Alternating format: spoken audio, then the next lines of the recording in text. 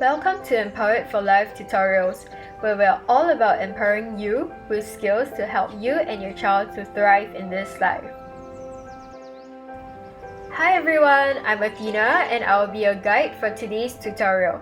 If your child still struggles with matching alphabets, this tutorial is for you. By the end of this tutorial, you should be equipped with the skills to teach your child to match and recognize alphabets in an effective manner. Matching and recognizing alphabets are pre-reading skills that would help your child to read and spell words. In these drills, your child will be working on his or her receptive skills and scanning abilities. So, before we get started, these are some of the materials that you will need to carry out this form of learning. 2 identical set of alphabet cards or an alphabet folder task. For today's video purposes, we are going to use folders to illustrate the steps. Oh, and before I forget, let's meet our student for today, Little Hippo. Throughout this drill, the instruction to your child should be the word match in a loud and clear voice. Do not include in the instruction the name of the object to be matched. For example, match A. The use of the object label is irrelevant in the beginning stages and may even distract your child's understanding from the expected response. So here's a negative illustration. Match A.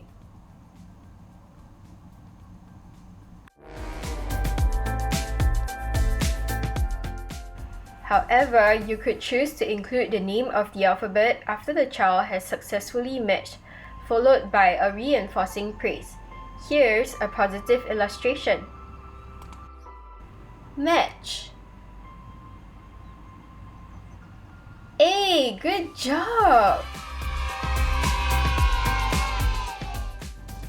Now that we're clear with our verbal instruction, let's move on to our first step, errorless.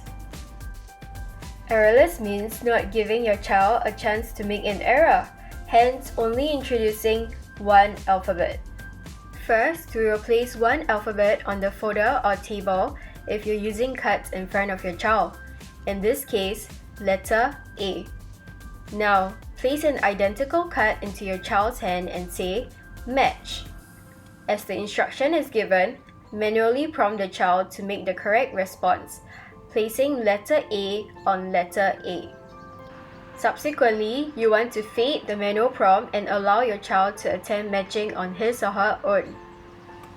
When your child can successfully match across 3 trials independently, we can now move to step 2, change positioning.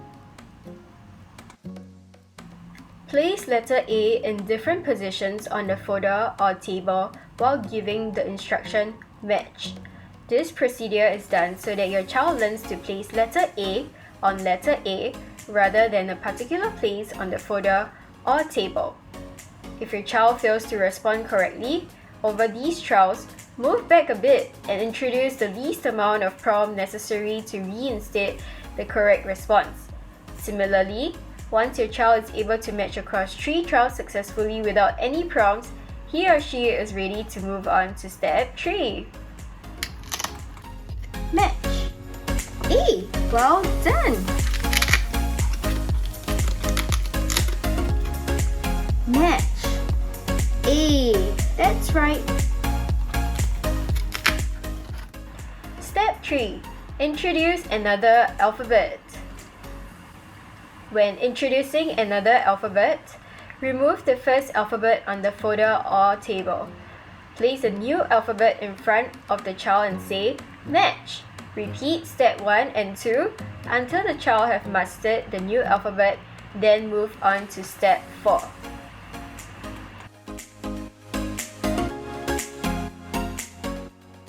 Step 4 is putting together.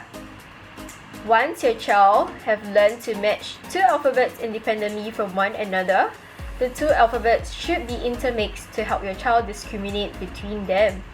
The alphabets should be at equidistance from your child's midline to minimize positional prompts. I suggest that you present the alphabets learned second to your child's first because this association is being reinforced thus. Hence, it is still in your child's memory.